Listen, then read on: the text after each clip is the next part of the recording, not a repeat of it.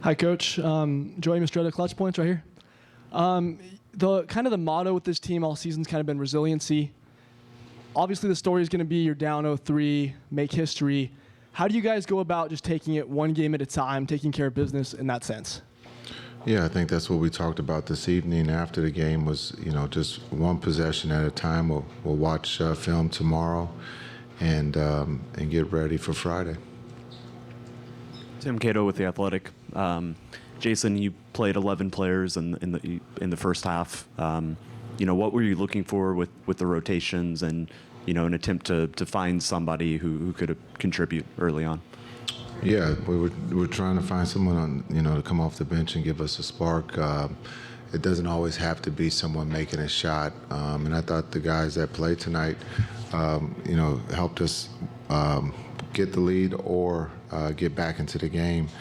When you look at some of the guys who played, we got good looks. Some of them made them, some of them didn't. But I thought the group that played there, once that third quarter, got away from us, it just showed the group kept playing. And I thought D-Live was great during the timeouts. He was, still positive and telling guys that we could still get back into this. And it turns, into a one-possession game. But also just with the bodies that we were throwing out there, with just the fatigue, trying to get fresh legs and trying to keep everybody fresh we knew it was going to be, come down to the fourth quarter. And unfortunately, we lost Luka there when he fouled out. Tim McMahon, ESPN. Obviously, you having a chance to look at the replay of the foul, Luka 6. What did you think of that? They called a foul. I was stuck. I had to challenge it. So I had to challenge because it was, a close call. But the referee called it a foul. You got to move on, move forward. And then, third straight game, you guys don't crack 100 points. Came out, lighted it up in the first quarter. Why do you think things bogged down really until the fourth quarter for you offensively? Yeah, we missed some layups. We had some good looks. We missed layups. We missed some open threes. We had some. Again, we missed a three. Kai misses a pull-up that we would take, every time. It's a one-possession game, and unfortunately, we just could not get over the hump tonight. Jake Fisher, fifth row. Jake Fisher, Yahoo Sports. Luka's obviously dealing with a bunch of injuries. He has such an intense workload on the offensive side of the ball. But what more would you like to see from him on the defensive side of things when he's the one that Boston's hunting and all these switches and they're putting him in off-ball actions and stuff like that? Yeah, he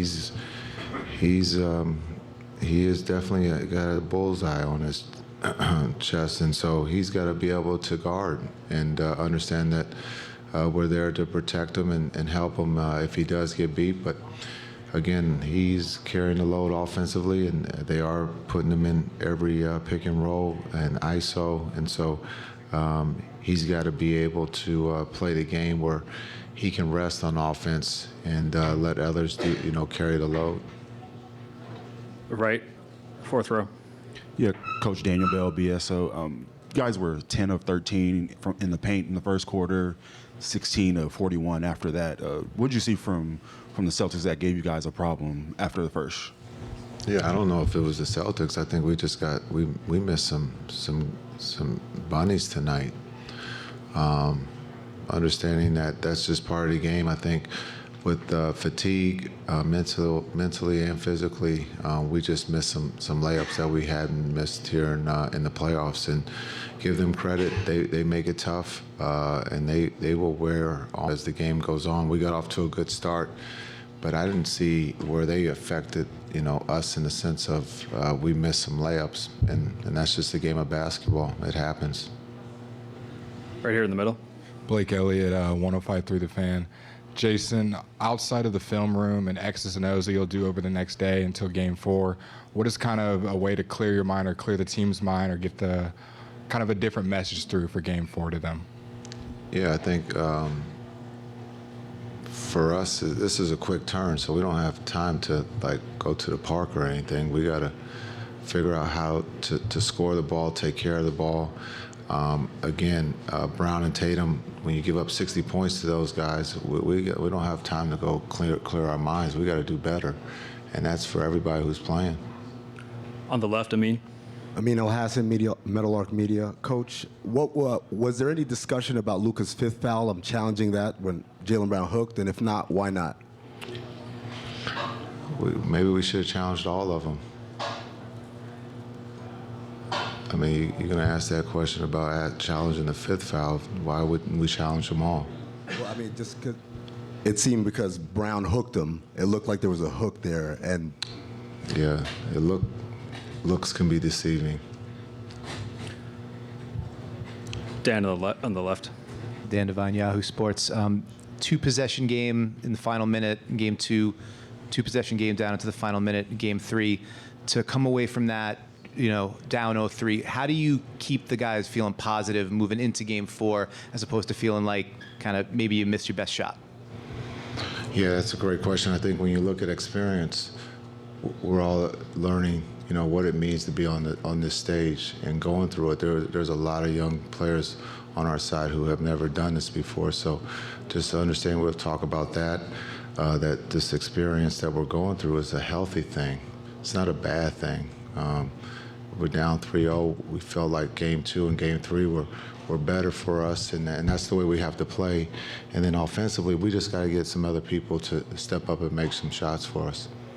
Last question, second row. Coach Kidd, Noah Weber of the Smoking Cuban. There in the second half, you're on that big run, and you called that timeout. I was curious as to your reasoning behind that, and how do you balance wanting to get your guys some rest, but also wanting to keep the momentum of the run?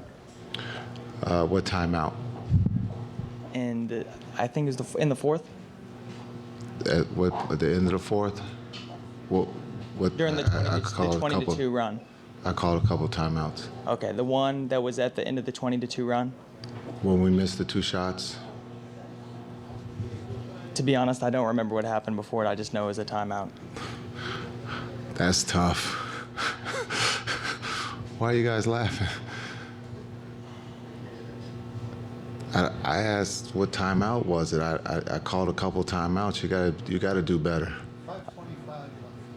Right, and we missed the three. Thank you.